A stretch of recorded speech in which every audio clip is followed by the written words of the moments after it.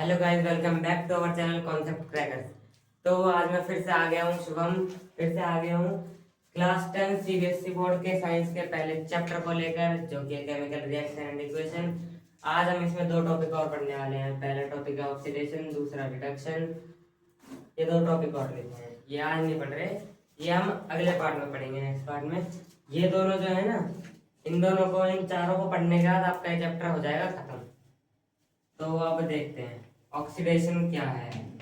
Oxidation oxidation और reduction ना, मानो एक दूसरे के उल्टे हैं।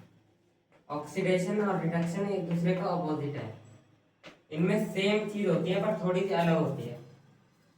दोनों में हाइड्रोजन और ऑक्सीजन, दोनों में हाइड्रोजन और ऑक्सीजन के साथ कुछ ना कुछ होता है।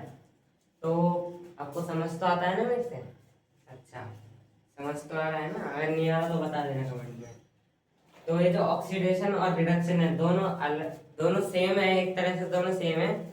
ऑक्सीडेशन में क्या होता है, अगर कहीं पर भी कोई रिएक्शन हो रहा है ना, उसमें ऑक्सीजन और हाइड्रोजन का यूज हो रहा है, तो क्या होगा उसमें, जो ऑक्सीजन है, ऑक्सीजन ऐड हो जाएगा। मतलब कहीं से भी ऑक्सीजन ऐड हो जाएगा, जो ऑक्सीजन उसमें लग रहा है रिएक्टेंट में ऐड हो जाएगा। और ऐसे हाइड्रोजन है, हाइड्रोजन जो होगा ना ऑक्सीडेशन के अंदर, जो हाइड्रोजन है वो रिमूव हो जाता है। और इसमें रिडक्शन में उसका उल्टा। रिडक्शन में क्या होता है, रिडक्शन में जो ऑक्सीजन, इसमें ऑक्सीजन क्या होता था, ऑक्सीजन ऐड हो जाता था और हाइड्रोजन सब्ट्रैक्ट, हाइड्रोजन रिमूव हो जाता था। ऐसे ही रिडक्शन में उल्टा है। रिडक्शन में ऑक्सीजन रिमूव हो जाता है और हाइड्रोजन ऐड हो जाते हैं। बस दोनों में मैंने कहा था दोनों एक दूसरे के उल्टे हैं। इसमें ऑक्सीजन ऐड, इसमें ऑक्सीजन रिमूव, इसमें हाइड्रोजन रिमूव, इसमें हाइड्रोजन ऐड। बस दोनों सेम है, थोड़ा सा ही अंतर है। बहुत आसान है ये चीज। अब इसको हम, अगर हम इसको, आपको समझ नहीं आ रहा था, इसको हम एक एग्जांपल से समझ कर देखते हैं। एग्जांपल ले लेते हैं। हाँ, N2, चलो N2 प्लस H2।